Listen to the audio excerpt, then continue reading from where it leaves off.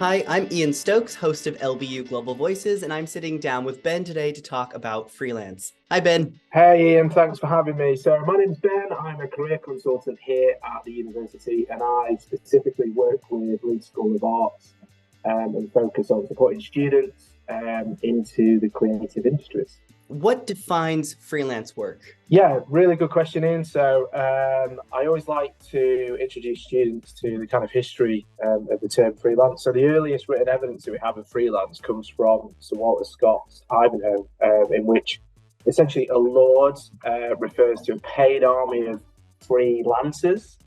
So when freelance first came into English in the kind of 1800s, it was used to refer to medieval mercenary who would fight for whichever nation or person paid the most, ultimately. So in terms, if we fast forward to kind of now, what do we kind of mean by freelance now? So essentially someone who works on a series of discrete contracts each year. So these contracts could be one after the other, or they could be kind of concurrently, depending on the role.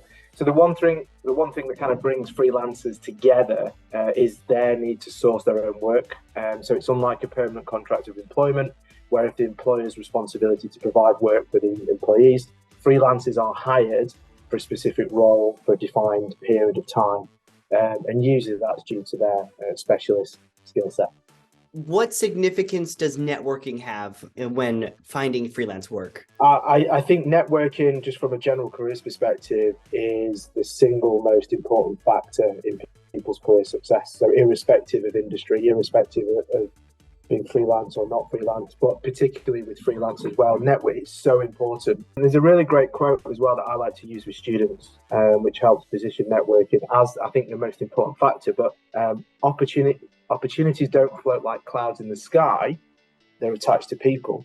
So if you're looking for an opportunity, you're really looking for a person.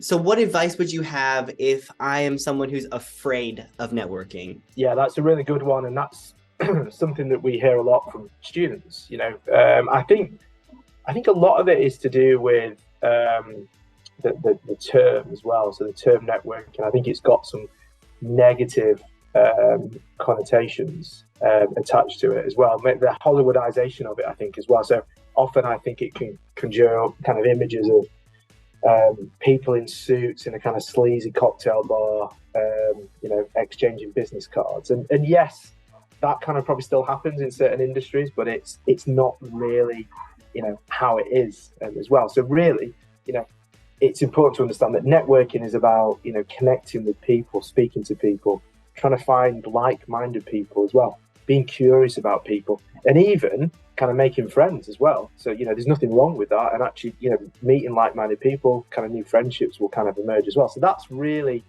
that's essentially kind of what it is. Is there stability in freelance? That's a great question. It makes me think, is there stability anywhere as well? So whilst freelancing may not appear to be stable on the surface, for example, as full-time permanent employment, it does provide more flexibility, more freedom, more agility, and more variety as well.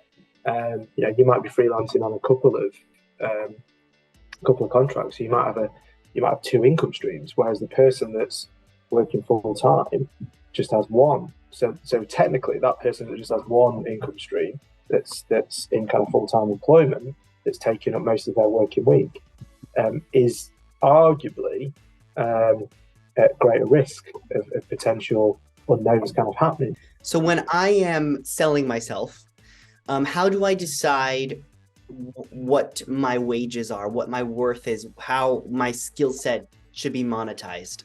Well, excuse the reference here, but that is the $1 million question, isn't it? But there are some real proactive steps that anyone that's either thinking about freelancing or just starting out as a freelancer, or is a little bit more established, actually, again, it comes back to networking, it comes back to research, it comes back to speaking to people, finding people that are maybe just a little bit ahead of you in the freelance game, thinking, oh, okay, what did you start to charge? What do you charge now? That is outstanding advice. Unfortunately, that's all the time we have. Thank you so much for sitting down with me, Ben, and telling me about freelance work.